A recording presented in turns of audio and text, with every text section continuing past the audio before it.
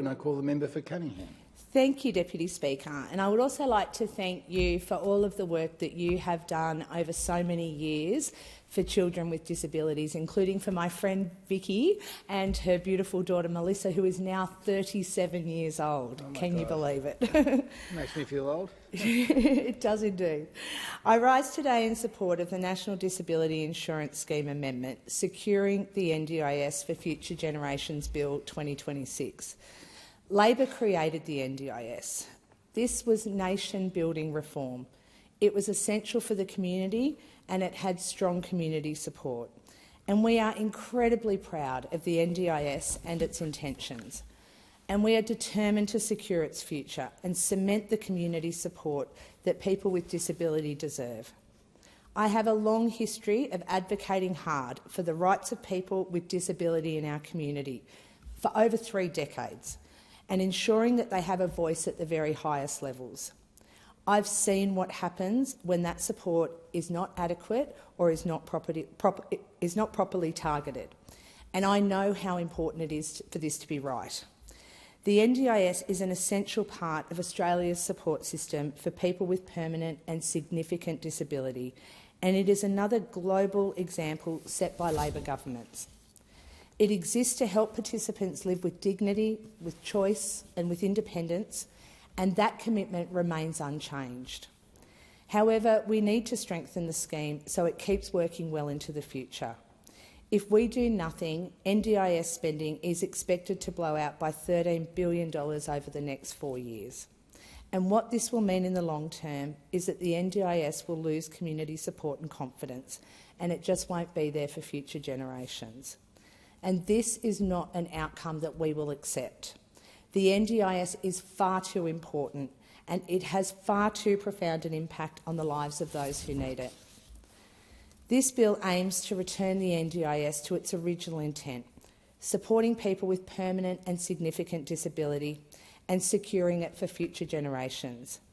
In the Illawarra, we are so very fortunate to have a strong disability sector with many passionate advocates who I engage with regularly, particularly through the Illawarra Disability Alliance, through occupational therapists and physiotherapists, as well as directly with a range of individual providers.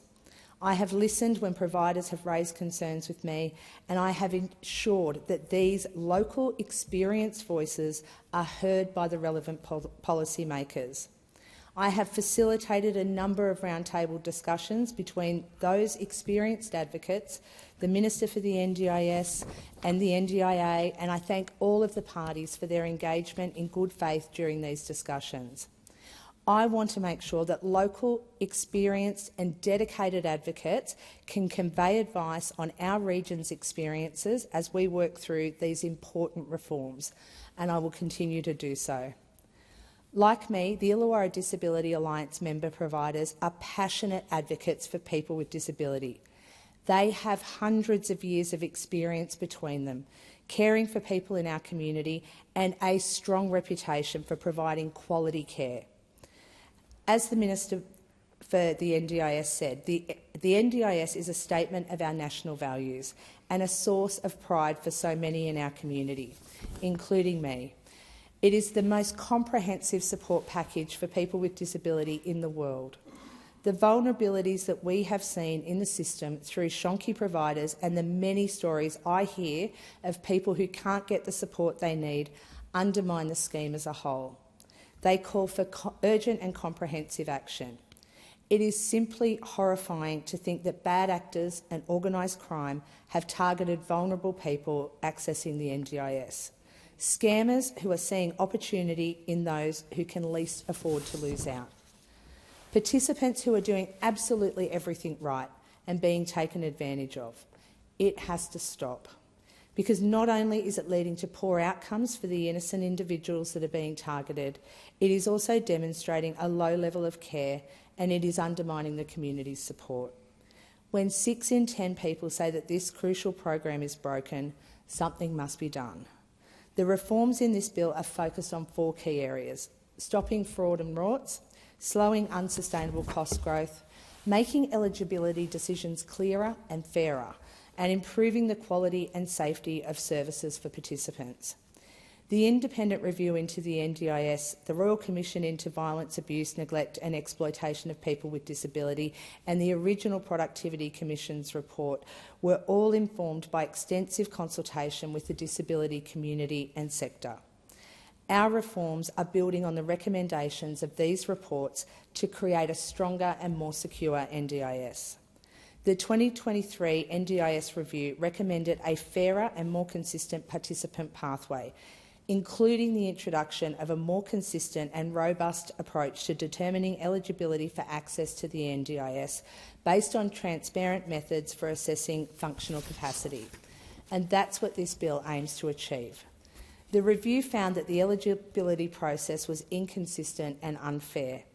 Under the changes, we will establish a technical advisory group agreed with the states and territories to define functional capacity and advise on the thresholds for how we assess a person's ability to do everyday tasks. It will clarify permanence and eligibility requirements where someone is or could be accessing supports from other service systems. People with the greatest need will keep getting the critical supports they need to live well and with dignity. We will work with people with disability, with families and experts to make NDIS decisions clearer and more consistent. This includes using evidence-based approaches that look at a person's functional needs and not just a diagnosis, and providing a clearer guidance about what supports are considered reasonable and necessary. What we expect is that over time, people with a high capacity to undertake everyday tasks, people with treatable conditions or who might be getting support from other systems will be supported to find other more suitable services. Essential supports for daily living, personal care and safety remain the priority. It is important to understand that none of this will happen until January 2028, when we have had time to consult, to gather advice from the Technical Advisory Group and the states and territories. And this will give us the time to ensure that those who might no longer be eligible for the NDIS are properly supported. And I do want to stress that under this plan, funding for the NDIS will grow every year. It will still be the largest social program in Australia outside of the age pension and the centre of the most comprehensive suite of supports for people with disability in the world. The fact is that rules around reasonable and necessary supports have been unclear and led to a steady expansion of what the NDIS pays for. The volume of NDIS-funded supports doesn't align with other parts of the care economy and risks undermining public confidence in the scheme as well as blowing out costs. The changes in this bill more clearly require supports to be directly related to eligible impairments and amends the definition of reasonable and necessary supports. We want to help people with disability to genuinely participate in the community, but the community participation supports are simply not delivering in the way they should. The quality supports that were there before the NDIS was introduced have withered away, leaving the NDIS to fill the gaps. These programs are not delivering connection and they don't show respect and dignity to participants, and they are creating safety risks to already vulnerable individuals. It is expensive and it's not working, and it is eroding the public's confidence. The cost of this stream has tripled in the last 5 years to $12 billion, about the same in net terms as the PBS. The first recommendation of the NDIS review was to invest in foundational supports to bring fairness, balance and sustainability to the ecosystem supporting people with disability. So we will invest in community-based options so people can access the right supports, including outside the NDIS where appropriate. We've made a $6 billion commitment through National Cabinet to get the right foundational supports outside the scheme, and we're delivering a $200 million Inclusive Communities Fund to help community organisations deliver meaningful participation opportunities. It will be open to mainstream and disability organisations, with details to be settled in consultation with the disability community. And these changes are on top of our $4 billion joint investment in Thriving Kids, which will begin rolling out in October. We'll keep working closely with state and territory governments to develop a threshold and process for determining who should fall under the Thriving Kids program to ensure impacted children get the support that they need. Crucially, this bill will crack down on the absolutely unconscionable fraud that is rife throughout the scheme, It is absolutely appalling and horrifying to know that organised crime and people looking to rot the system have targeted a scheme like the NDIS. It's worse than appalling, and it must be stopped. There are legitimate reasons for some providers not to require registration. I understand there are some industries like physiotherapy and occupational therapy, for example, that are already very heavily regulated by their own bodies. But these circumstances are limited to those with established and respected bodies of oversight. If you're providing services to vulnerable people, particularly behind closed doors, you must be regulated to reduce risk to those participants. Under this bill, all providers of high-risk NDIS supports like personal care and daily living support will need to be registered. Participants deserve to have confidence that the organisations they have chosen can actually deliver the support that they need.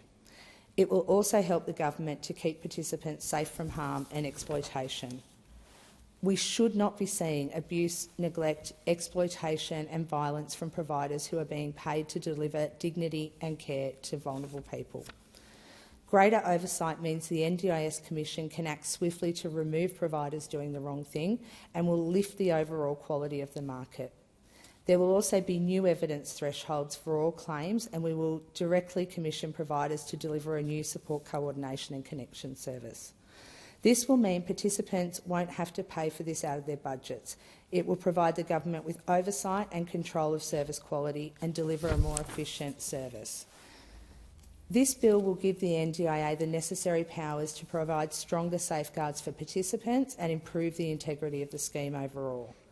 First-of-their-kind protections will be established when regulatory action is taken, and the changes will ensure evidence provided by participants can be used as part of investigations.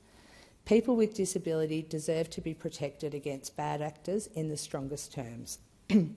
One of the last part of the changes of this bill that I want to touch on is the shift from the NDIA as decision makers on pricing to the Minister for Disability and the NDIS.